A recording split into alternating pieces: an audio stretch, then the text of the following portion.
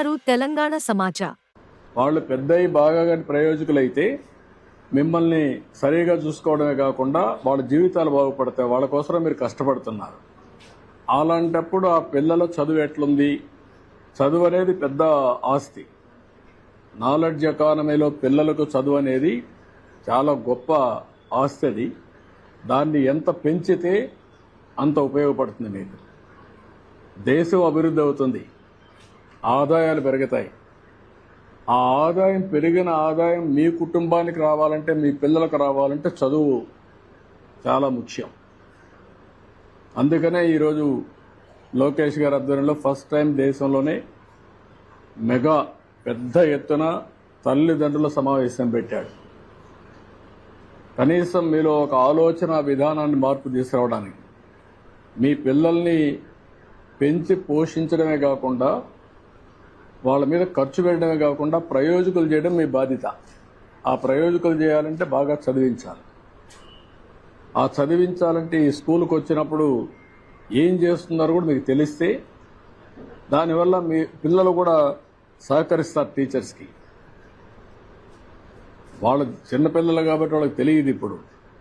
ఇప్పుడు బాగా చదువుకుంటే వాళ్ళ జీవితాలు బాగుపడతాయి. దానికోసం పెట్టాం. సంతోషం మీ అందరితో మాట్లాడుతున్నాం. గతంలో మనందరం చూసాం, చంద్రబాబు నాయుడు గారు విద్య పైన చాలా ఫోకస్ పెట్టారు. ఆనాడే స్మార్ట్ క్లాస్ రూమ్స్ తీసుకొచ్చి టెక్నాలజీతో జోడించి చేస్తాం జరిగింది. విద్యా వ్యవస్థని గత 5 సంవత్సరాలు దారి తప్పిన విద్యా వ్యవస్థని గాడిలో పెట్టాలన్న బాధ్యత నాకు గౌరవ ముఖ్యమంత్రి గారు ఇచ్చారు. విద్యాశాఖ అంటే ఎన్నో సవాళ్ళు, సంఘాలుంటాయి. ఒక నిర్ణయం తీసుకోవాలంటే పిల్లల భవిష్యత్తు దానిపైన ఆధారపడి ఉంటుంది. నేను విద్యాశాఖ మంత్రి అవుతున్నానంటే 99% మంది నాకు మెసేజ్ పెట్టి ఆ శాఖను ఎందుకు తీసుకుంటున్నావు అని అడిగారు. ఆ రోజే నేను అనుకున్నా, అబ్బా ఇది అద్భుతమైన శాఖ, ఇక్కడ నా అవసరం ఉంది, ఒక ఛాలెంజ్ గా తీసుకుని వ్యవస్థని సెట్ చేస్తానని మనసులో అనుకున్నాను.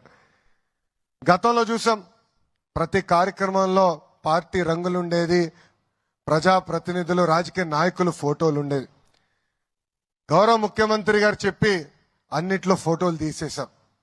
ఈ రోజు మీరు చూస్తే మీకు ఇచ్చే రిపోర్ట్ కార్డులో ఎవ్వరి ఫోటోలు లేవు. రాబోయే సంవత్సరం ఇచ్చే పుస్తకాల్లో రాజకీయ నాయకుల ఫోటోలు ఉండవు, పార్టీ రంగులు ఉండవు. అంతేకాదు, పాఠశాలలో ఏమైనా సంక్షేమ కార్యక్రమాలు చేయాలంటే పెద్దల పేరు పెడతాం జరిగింది. దాంట్లో భాగంగా డాక్టర్ సర్వేపల్లి రాధాకృష్ణ గారి పేరుతో స్టూడెంట్ కిట్లు ఇస్తున్నాం. ఇంకో పక్కన డొక్క సీతమ్మ గారి పేరుతో మధ్యాహ్న భోజనం కూడా మన ప్రభుత్వం ఈరోజు అందిస్తుంది. ఇంకా మన ప్రభుత్వం కూడా ఒక నిర్ణయం తీసుకుంది, ఉపాధ్యాయులు చదువులు చెప్పాలి, అది వాళ్ళకున్న ఏకైక బాధ్యత. అంతేగాని మరుగుదొడ్లు ఫోటోలు తీస్తాం, భోజనాల దగ్గర ఫోటో తీస్తాం, ఇవన్నీ ఆపేసేమని నేను ఇప్పటికీ అధికారులు కూడా ఆదేశాలు జారీ చేస్తాం జరిగింది. అంతేకాదు, మన ప్రభుత్వం ఏర్పడిన వెంటనే 16,300 ఉపాధ్యాయుల పోస్టులు భర్తీ చేసేదానికి మెగా డిఎస్సి కూడా ప్రకటించాం. వచ్చే 6 నెలల్లో ఆ ప్రక్రియ కూడా పూర్తి చేస్తాము.